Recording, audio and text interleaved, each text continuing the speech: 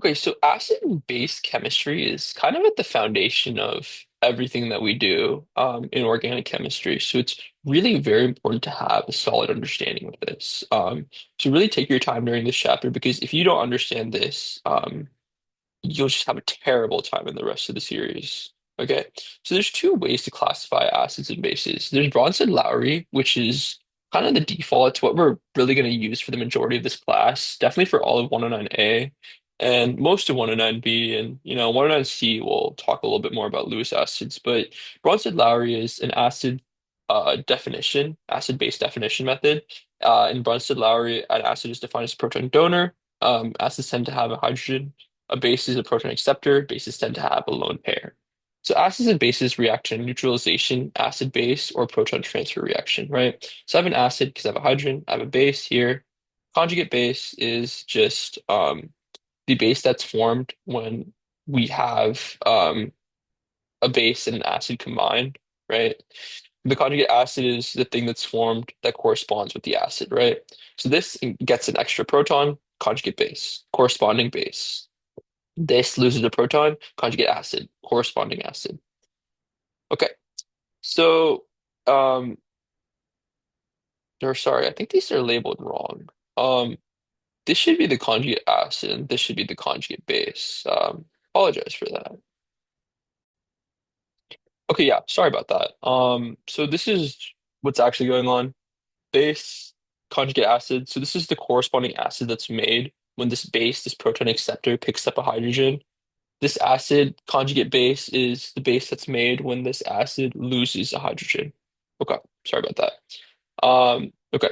Intro to arrow pushing. So arrow pushing is something that, it's going to start to come up in 109A, and it's just going to, kind of go crazy in 109B, right?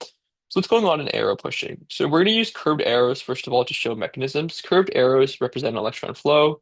You start with an electron and you go to an atom. Okay. So it's important to note that this is kind of like a harpoon. So this oxygen has a lone pair.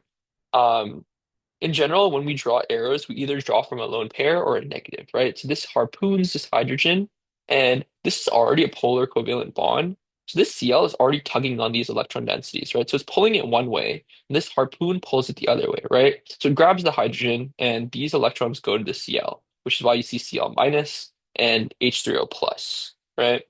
Because this lone pair is getting converted to a stick. So we're effectively like, like in our formal charge, we're going from two dots to one stick.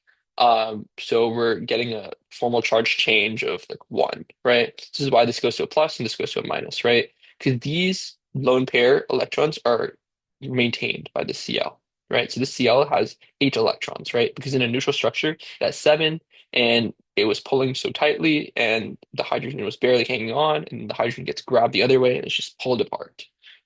Okay, so acidity measures how easily a compound loses and donates a proton. Basicity measures how readily a compound will accept a proton. Stronger acid means weaker complementary base. Stronger base means weaker complementary acid. Okay, pKa and pH. The stronger the acid, the smaller the pKa. The smaller the pH values. Organic acids and bases. We have RNH2. This is an amine. ROH, alcohol, carboxylic acid. Protonated amine, protonated alcohol, protonated carboxylic acid. So not all A-B reactions will occur. Sometimes a base isn't strong enough to deprotonate an acid. AB means acid and base. So we'll kind of get a little bit more into that later on. But these are just some important functional groups that you should memorize. You should memorize these pKa's. It's just really, really important that you do. I know these are really like foreign looking things right now, and it takes some time to kind of memorize them, but it will serve you very, very well in this course, in B, and then in C when you eventually take it, if you do have to take it. All right, arrow pushing. So we deprotonate here, the lone pair comes here.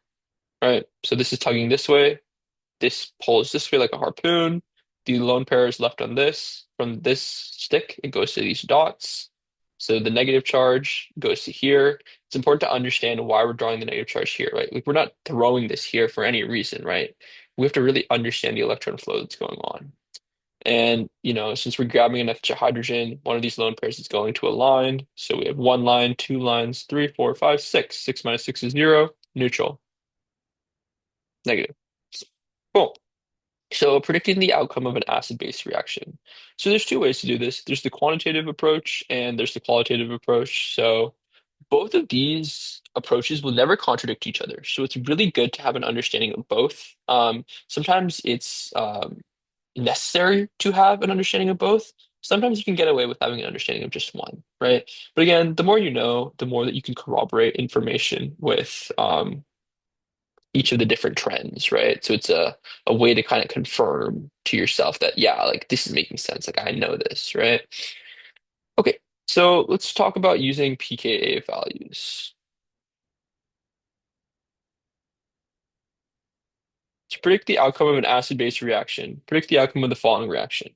So the lower pKa value means a stronger acid, which means it acts as an acid in the acid-base reaction. So the equilibrium will lie on this side because the pKa of this group is higher. So when you need to compare these, you compare the strength of the bases, okay? Deprotonating an acid will give you a conjugate base, right? So we need to figure out which one is the stronger base. So pKa here is negative 7.3, pKa here is negative 1.74. So this molecule um, is the structure that's more stable. Circle the stronger base. This one is going to be the stronger base based on the pKa trends, right?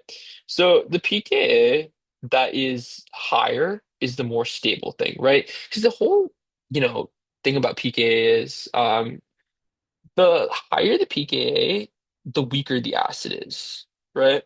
Um, and if an acid is weaker, then it wants to exist with the proton on it, right? So it makes sense that this structure would want to exist with the proton on it more than this structure would want to exist with the proton on it, right? Because of these pKa's. To predict the position of equilibrium, equilibrium always favors formation of the weaker acid, right? So between these pKa's, they'll favor this side because this acid compared to this acid, this pKa is higher. So you can compare the acids or you can compare the bases. Always compare acid to acid or base to base, okay? Never compare base to acid or acid to base, okay? Equilibrium constant, pKeq is equal to pKa of the reactant acid. So this minus pKa of the product. And you'll see that this is a positive value, which makes sense because the equilibrium lies here. Okay. Effective acid structure on pKa. So this is the qualitative approach. So you look at the stability of the conjugate base. You're going to hear this so often. So really slow down and watch this part of the video like 10 times if you have to really understand how to evaluate acid structure and how to evaluate the overall stability. So a weak base is a stable base. The more stable the conjugate base, the weaker it is as a base, the stronger the acid is. Okay. So this is just saying that the weaker this is, the more stable it is, right? So the more that's okay being an A minus, and the more it's okay being an A minus, the less likely it is to combine with an H to form an HA, right? And our whole thing about acids is we evaluate the strength of an acid by its tendency to dissociate, right? Like how much of these structures are dissociated, right? HCl, for example, is a notoriously strong acid. And it's really strong because it dissociates completely into H plus and Cl minus in water, right? Cl minus is that A minus. It's the conjugate base. And since that is so stable, it's really okay with existing as these two, which means that we have a really good acid, right? And the stronger the acid is, the more we'll have in this state. The more that's in this state, the weaker this base is. Weaker base means stable. Weaker base means stable. Okay, these are the factors that stabilize the conjugate base. So this is the Areo mnemonic priority, right? Generally speaking, the three factors at the beginning are the ones that we're really dealing with. But sometimes the fourth factor, orbitals and hybridization, will come up. But I think you can really get away with just knowing the first and third structure really well, and then just kind of having a good idea of how to identify when two or four are relevant.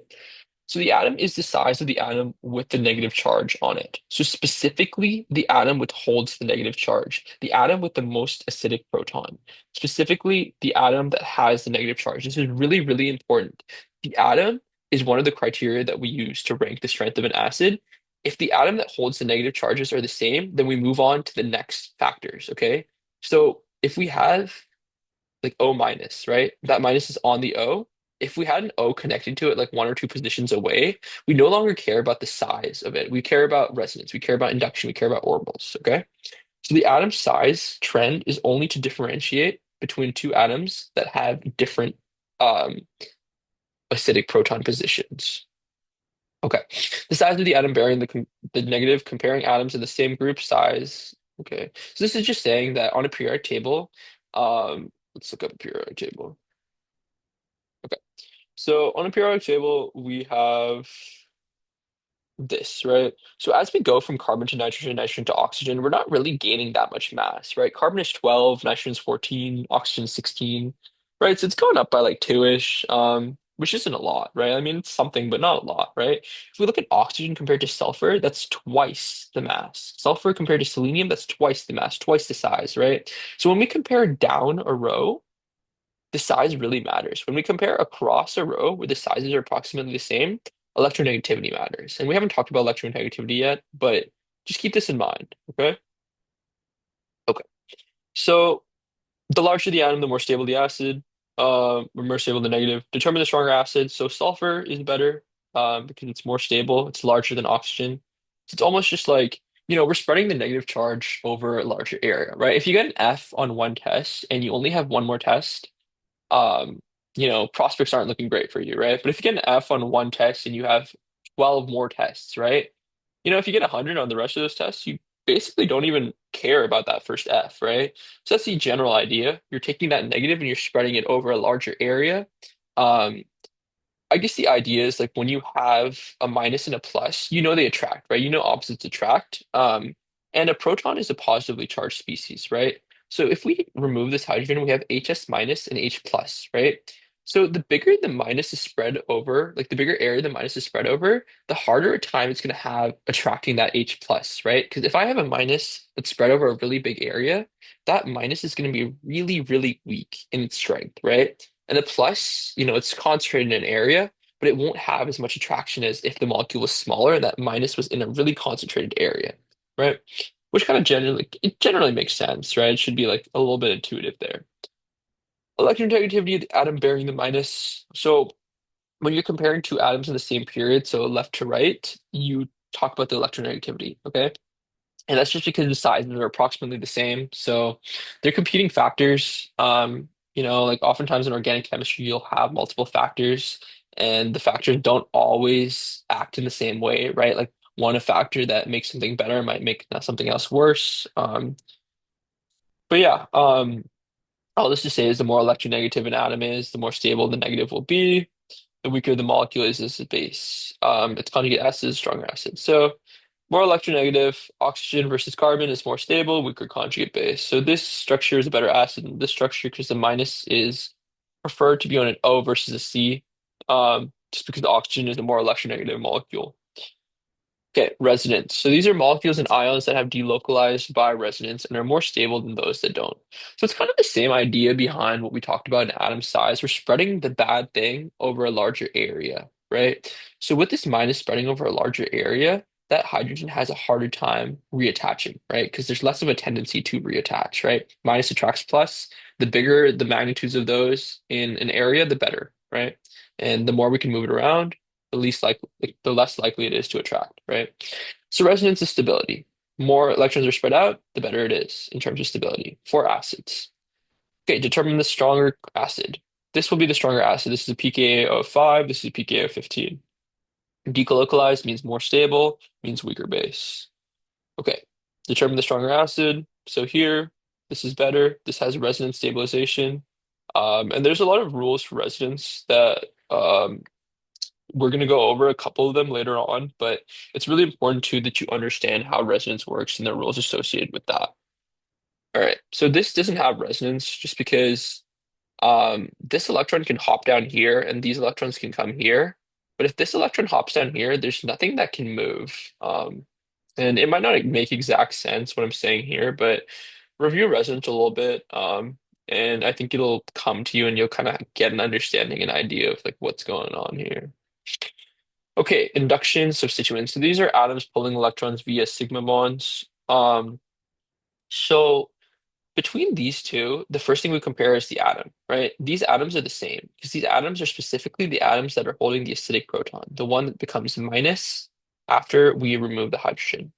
So what's different? This fluorine. So this fluorine is electronegative, which means it's pulling electron density by inductive withdrawal, right? So it's just inductively withdrawing, which just means that we have an electronegative species that's not on the position where the hydrogen is being lost, right? This is not inductively withdrawing, okay? Because this is directly holding the minus. This is because it's not directly holding the minus.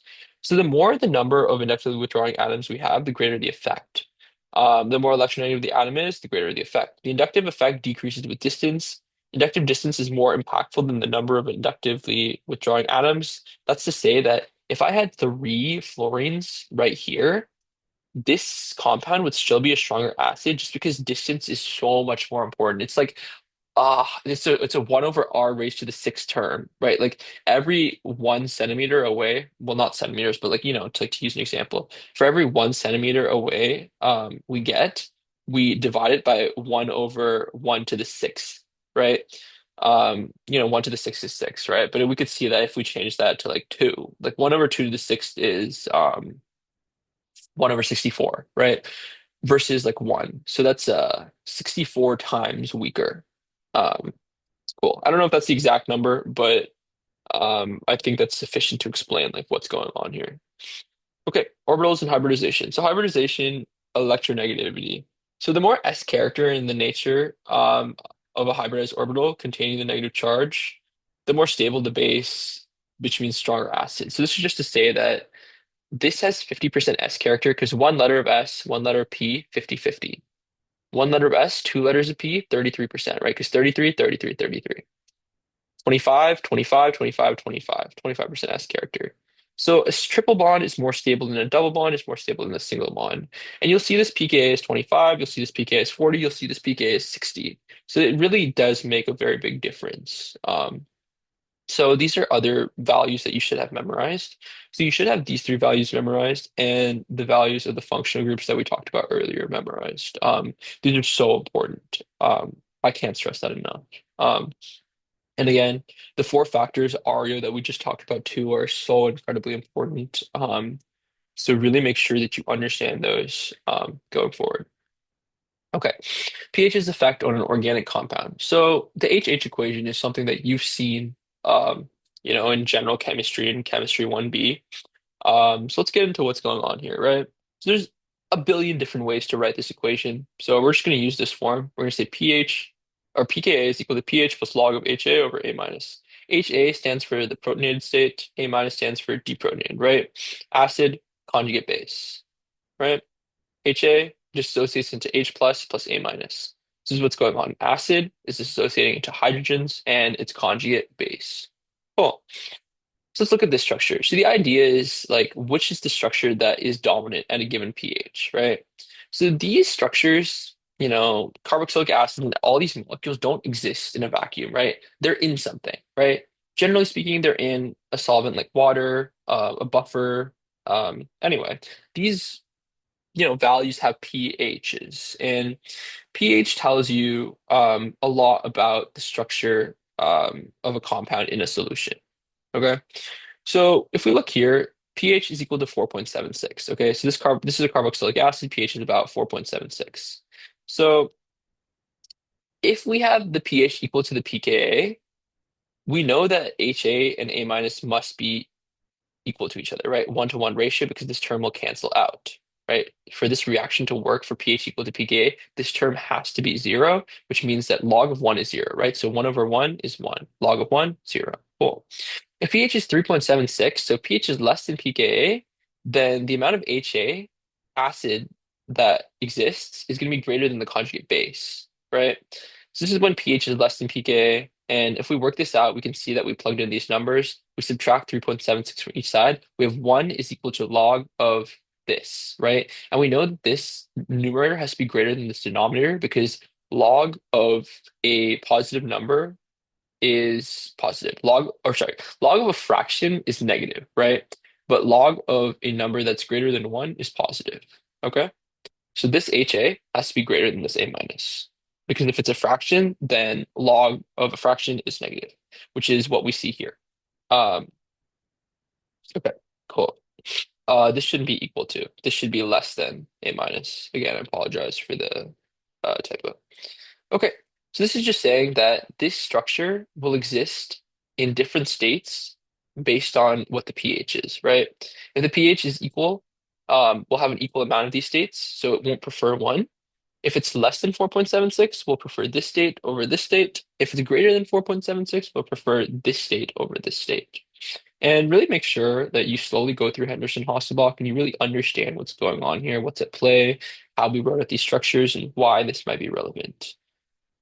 Okay, for this compound, write that the structure that predominates in a solution with pH equals 47.4. Okay, so we won't always have just one functional group here. We might have two. So this has a pKa of 2.34. This has a pKa of 9.69. So we'll get a minus and a plus existing at the same time, right? And you can go through Henderson-Hasselbalch on your own for pH equals 7.4 and compare it to this one and see why this is the case. But just to quickly go through it, like pH is equal to 7.4. So if we're looking at this here, we have 7.4 is equal to, or 2 something is equal to 7.4, right? So this is going to be a really negative number.